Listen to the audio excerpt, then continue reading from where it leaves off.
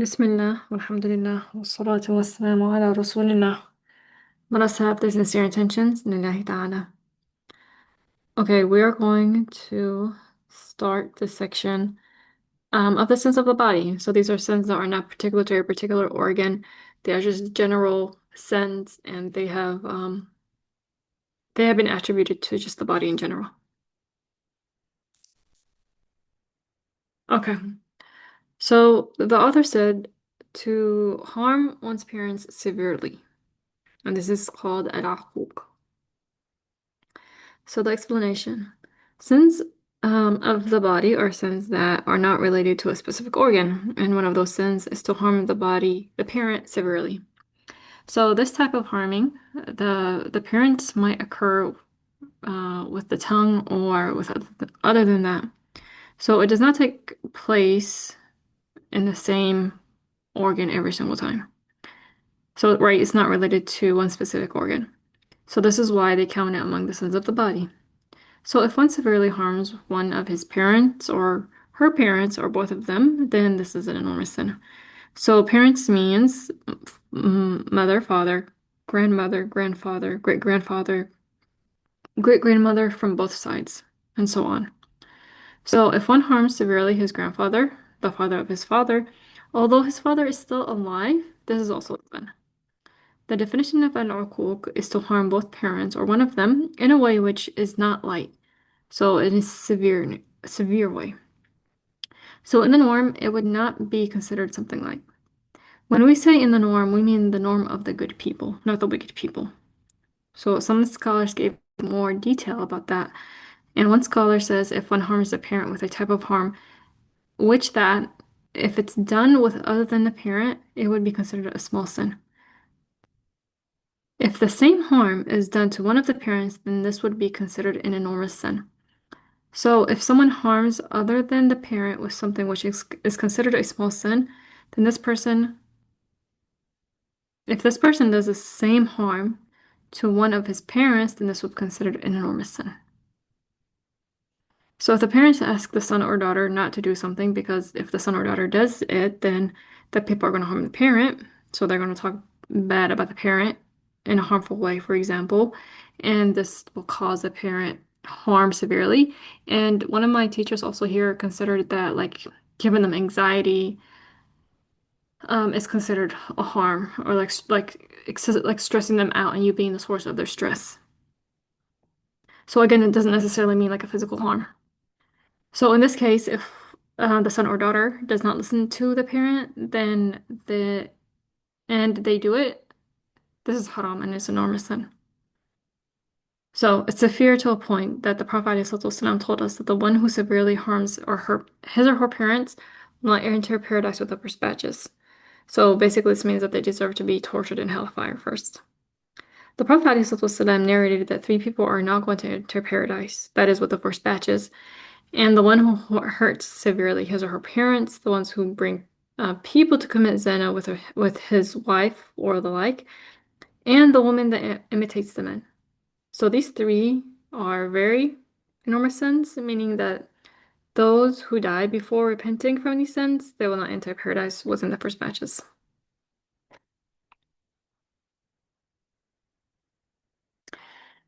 The author also said to flee the battlefield, which is to run away from the battle scene after having entered it. So, explanation. This rule is talking about if the fighting is in place. So, the fighting is needed. And we're talking about like a fighting where the Khalifa is, for example, is in charge. So, we're not talking about the simple fighting. So if one attends the battle scene, and if the numbers of the Muslim soldiers are half or more compared to the number of blasphemous fighters or their enemies, then it is prohibited for the Muslims to flee the battlefield. That is, except if he leaves the battle because it's a plan or to join another section of the fighters to help them out. If the Muslims fear all of them are going to be killed, so there is no benefit in fighting. There is no harm on their part if they make a treaty with their armies. So even in the past, some Muslim rulers used to pay money on a regular basis to some of their enemies to avoid those enemies hurting the Muslims. That is because, some Muslims during times they do not have the capacity to protect themselves.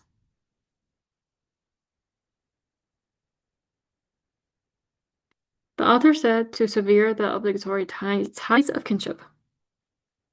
So the explanation. So this is an enormous sin by consensus. So Allah Ta'ala warned us not to do such a sin, and it's mentioned in the Quran in Surah An-Nisa. So this is a sin that takes place by acting in a way that makes your relative repel from you. So if you act in a way that makes them repel away from you, then this is considered a sin. Or it makes it, let's say, for example, very hard to approach you. So if one acts in a way that makes the heart of his relative repel from him by not helping them when they are in the need of help, it's like financial help, if they are in a situation of need and you are able to help them and still you do not do that without an excuse, so basically they cannot fulfill some of their basic needs and you can help them to do that and you still don't do it, this is a sin in the case. So, or to leave out visiting them for a period of time that they feel in their hearts repel away from you. So in this case, it would be sinful. So one has to visit his relatives, for example, when one among them dies or when they have a happy occasion like a wedding or during the Eid. In other occasions, one needs to send them like salam if you're not visiting them. And to visit them at other times in a way that they feel that they do not cut relations with them. So basically, they don't necessarily feel they are far from you, like you're not cutting them off. So when we talk about the kin, we mean all of your relatives from your father's side and your mother's side. So this includes the cousins from both sides and the children of the cousins, the uncles of your mother and father, their children, and so on. So you cannot cut your relatives or your relations with them, and it's prohibited to even do that. So even if your kin cuts relations with you from his part, do not do that from your part. If the kin does not visit you, you visit him or her. The Prophet ﷺ told us not to sever the relations with our kinship, whether they sever the relations with us or not. And he said that the one who is complete in this issue is the one who observes this relation and fulfills this matter. So whether his or her kins observe it or not, fulfill it or not, or they visit them or not,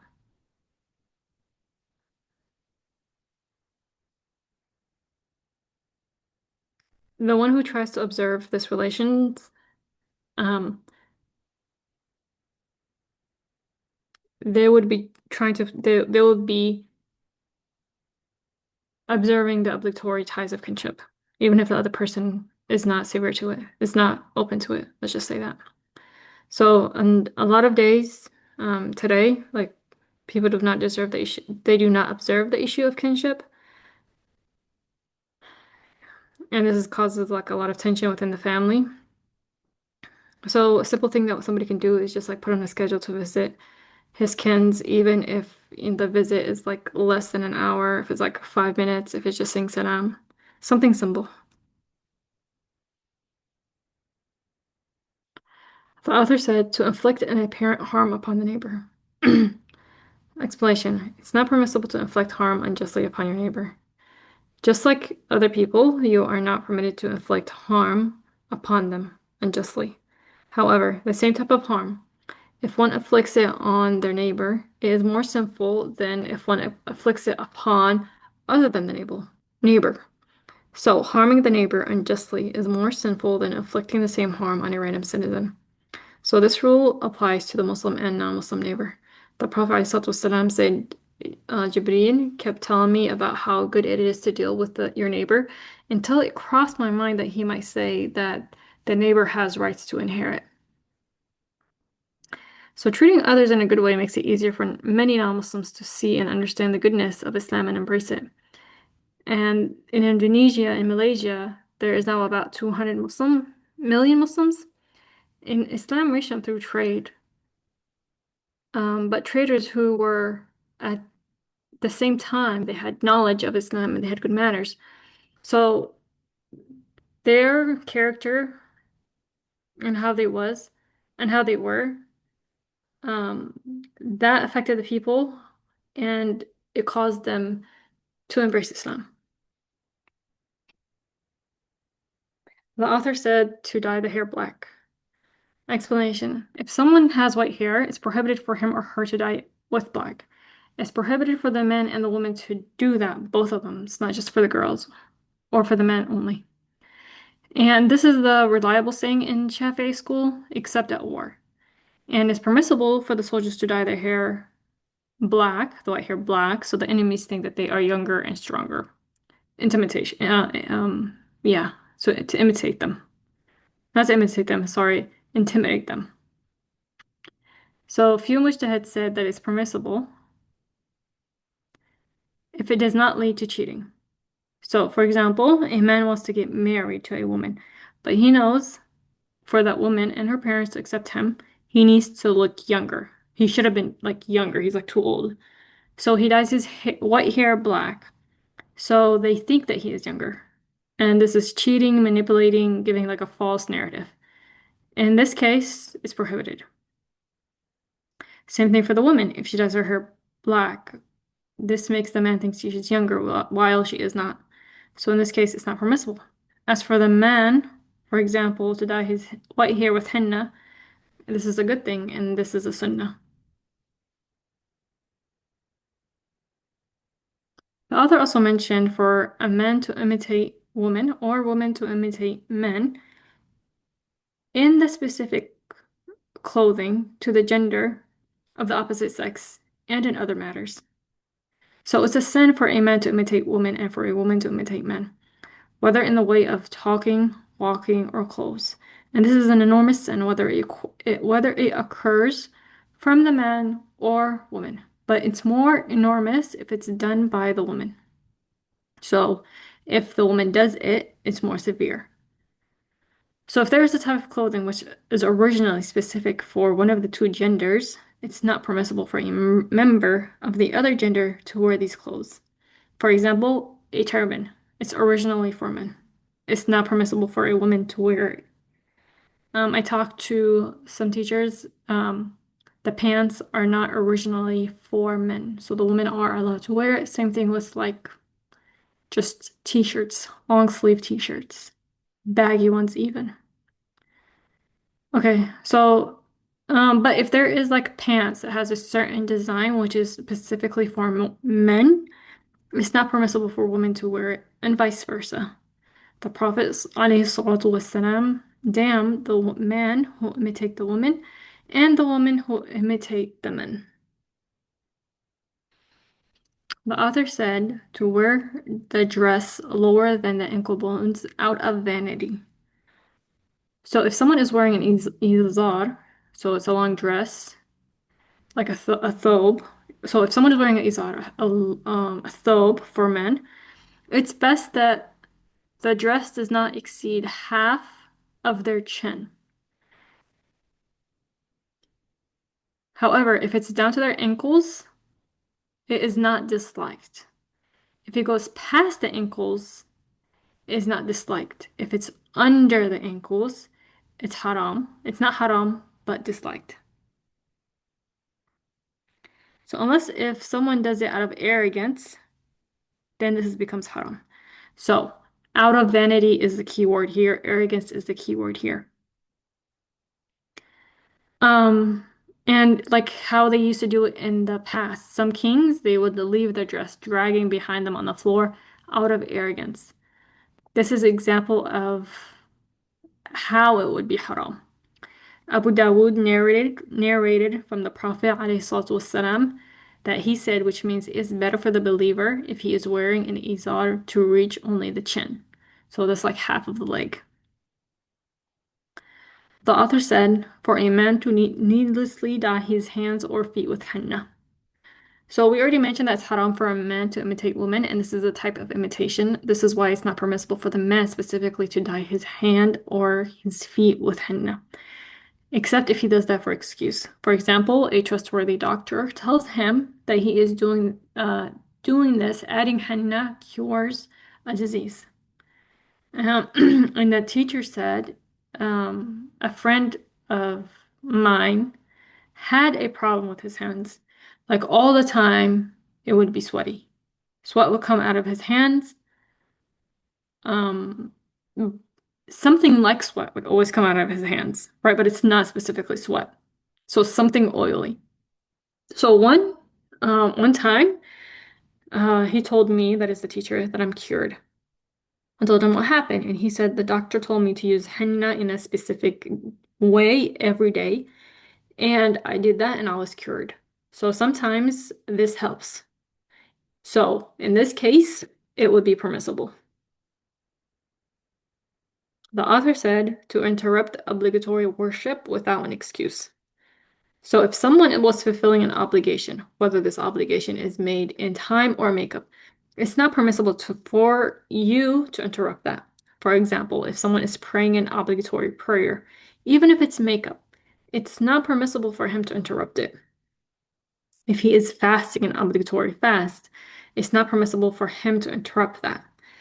That is, if he interrupts it without an excuse, again, um, it's haram. But if there is an excuse, and we mentioned, like, for example, um, for the fasting person, or for the person that's praying, it could be excuses to do that. Then it's not prohibited. For example, if someone is praying and he sees that if he does not interrupt his prayer, the little child might fall in a deep place, or a child is going to touch fire if he does not interrupt his prayer and save him. In this case, he has an excuse to do that. The author said to interrupt the optional Hajj and Umrah. So we already mentioned that it's haram to interrupt the obligatory Hajj or Umrah, but Hajj and Umrah have a special judgment in which when you start it, an optional Hajj or Umrah, it's also prohibited to interrupt it. So once you start with it, you need to go and fill it, like you need to complete it. If one is praying an optional prayer, it's permissible for him to interrupt it. If one is fasting in an optional fast, it's permissible for him to interrupt that. But that is not the case for Hajj and Umrah.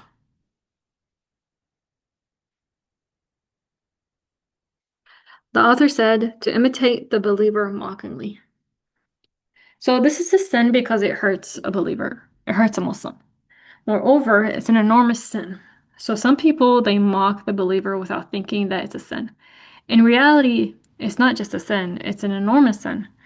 Doing that is a enormous sin, which means that it's not permissible to imitate a believer in his or her sayings or in his or her doings.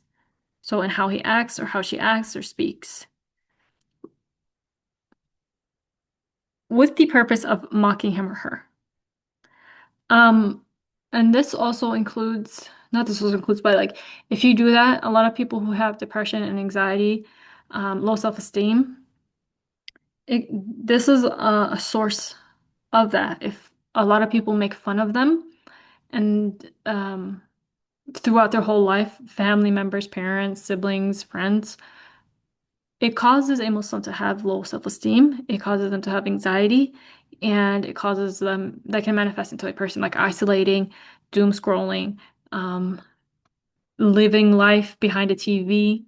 So we really, really have to be careful of what we're saying and how we're saying, because you can actually be one of the factors that are giving people anxiety and depression.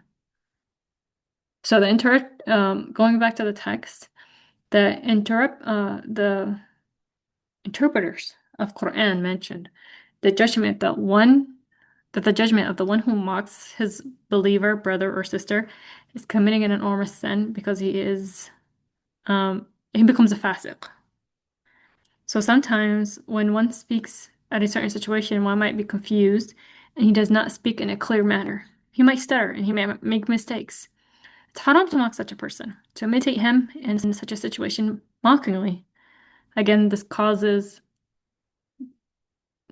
social anxiety. Um, Sometimes one imitates another person because of their physical shape. Again, it's haram. Don't do that.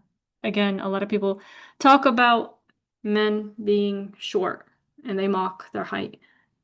Don't do that. The author said to spy on people pursuing their defects. So some people, like for one reason or another, they feel that they need to know the defects of other people. So they search to know these defects, whether by themselves or through other people. So they might tell someone, hey, can you check the defects of so and so? Or they might not even ask somebody else, they might just do it themselves without asking others to do that. And this is prohibited. Allah Ta'ala said in Surah Al-Hujurat that this is prohibited. The Prophet ﷺ prohibited people from doing that. So some people, they talk about the defects of others, even if it's small. And there is a difference between giving advice and spying, to know the defects of others. So one should think well of others, and that is the default of the Muslim. But at the same time, don't be um, kind of like a fool and ignorant and put yourself in a situation where you'll be vulnerable or you'll always be attacked, for example. So if at any time you notice that your brother or your sister is doing something bad, then you advise them in a suitable way. You advise your brother while you have mercy in your heart for him and while following the proper way to save him from that situation, not with the purpose of hate or mockery or to expose him. Just as like just as like how you would like others to do on you. Just like how you would like other people to treat you. So the author said to tattoo. Tattooing is one of the enormous sins. Tattooing means to poke one's skin with a needle or the like until the blood comes out, and then the tattoo artist, they put some ink in it or the like until the skin becomes green, blue, red, black, and other colors. This is haram and enormous sin. The Prophet ﷺ damned the woman who does that and the woman who asks for that to be done.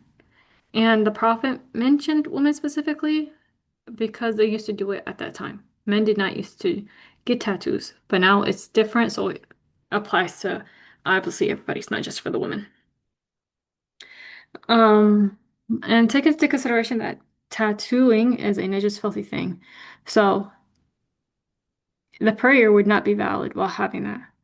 And there are certain exceptions. So we talked about, if someone was severely sick and if they use water, it would increase in his sickness. Then this person makes tayammum. The exception here is the same. If someone wants to remove his tattoo but cannot, because if they do, they will be harmed severely. In this case, um, his wudu would be valid if he has tattoos. And so the reason why it's not just filthy is because the ink mixes with blood. And that's what makes it najis. It's not pure ink. So if one has an excuse not to remove the tattoo, his prayer is valid. If he does not have an excuse, then his prayer isn't valid. And this statement is all according to Imam Shafi'i. However, according to Imam Abu Hanifa, the wudu and prayer is valid. So if you're someone with a tattoo or you know someone with tattoos, then follow Imam Shafi'i Hanafi and make it easy on yourself. And you know your situation. If you are able to remove your tattoos, you have the finances and you're healthy, um, pursue that. If it's do salat istikhara. But again, Imam Hanifa, sorry, Imam Hanifa said it's permissible. So, and if you take Imam Abu Hanifa, your prayer will still be valid because he's a mujtahid. So it's not like one imam is better than the other imam. No. Side note here, it's also haram to connect one's hair with the hair of a human being, or to connect one's hair with a najis filthy hair. So that is hair taken from an animal who was not slaughtered properly. It's prohibited to connect one's hair with the hair of another human being. And that's period. Like, yeah. And it's also prohibited to connect one's hair with any just filthy hair. And that is other than a human being. So we're talking about, let's say, horse's hair, for example, or cow's hair. So here, wigs, extensions, extensions specifically. Wigs, there might be details. I don't know. Um, but yeah, don't weave was probably like another one. Don't connect your hair with another human being's hair, the animal that was not slaughtered properly.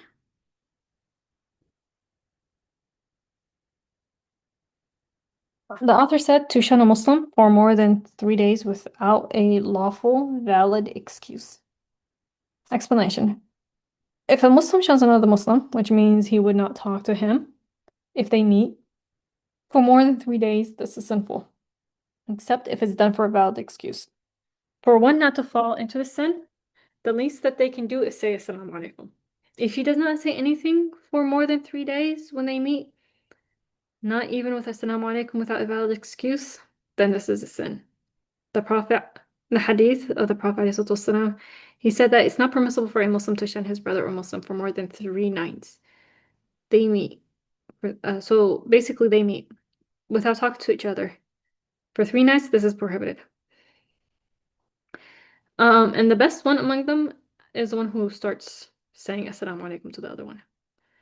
The rule is the reward of doing an obligation is more rewarded than doing an optional act of worship. But there are exceptions. This is one of those exceptions. If one starts saying Assalamu alaikum to another one, he is doing a sunnah. It's not an obligation. The one who replies, however, by saying wa alaikum assalam, he is fulfilling an obligation. But still, the reward of the one who starts is more than the reward of the one who replies. So, again, exception to the rule. So, for an excuse, it is permissible to shun a Muslim for 3 days. So, an example is if a Muslim is committing a sin and you tell him, either leave this sin out or I will not talk to you. And if he does not leave it out, it's permissible for you not to talk to him for more than 3 days, even up until death, if he does not repent. So you would not be sinful, but you have to let him know why you are doing that. Because if you don't let him know, then there wouldn't be a purpose. And this requires wisdom. So some people they need support in certain areas. Others need sternness. Example, if a kin apostatizes, then it's permissible for you to tell him, go back to Islam, or otherwise I will not visit you after that. This is if you think this works. Sometimes what works is to visit the person and talk to him what happened and just be friendly and have a communication, have a connection. And I'm in today's time, it seems like we're really missing the connection of Muslims, the community aspect. Okay, so some questions, statements at the end of the chapter is if someone takes a shower without a valid intention of wudu, when he gets out the bath, he needs to make a valid wudu. Again, we mentioned one of the integrals of wudu is to have the intention. So you just can't go hop in the shower, take a shower, and then just leave without having the intention of wudu, period. The intention needs to be there. If you don't need to travel to see your relatives, you need to visit them physically.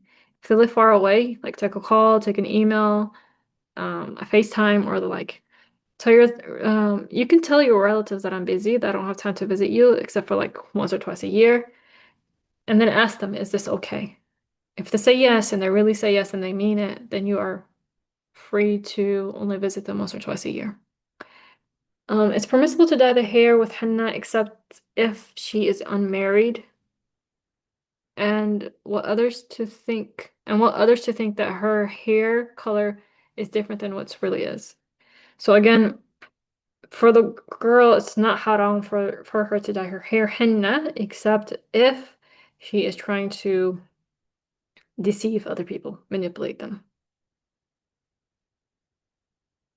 There's a question here, in what cases are we allowed to expose a Muslim? And the answer is we are allowed to expose a Muslim if this Muslim is doing something that harms others. So first, we advise them. He does not leave out doing whatever it is that he's doing, whatever that is that harms people. And this could be the way that harms people in their health, in their money, in their religious, in their psychology. Um, so in this case, we told him don't do that. And if he does not leave it out, then you warn against him. And it's actually an obligation that you warn against him. Okay, subhanallah wa bihamdih. Let us say tahleel and salah on nabi. La ilaha illallah, la ilaha illallah, la ilaha illallah. Allahumma salli ala Muhammad wa ala ali Muhammad. Allahumma salli ala Muhammad wa ala ali Muhammad. اللهم صل على محمد وعلى آل محمد. بارك الله فيكم. السلام عليكم.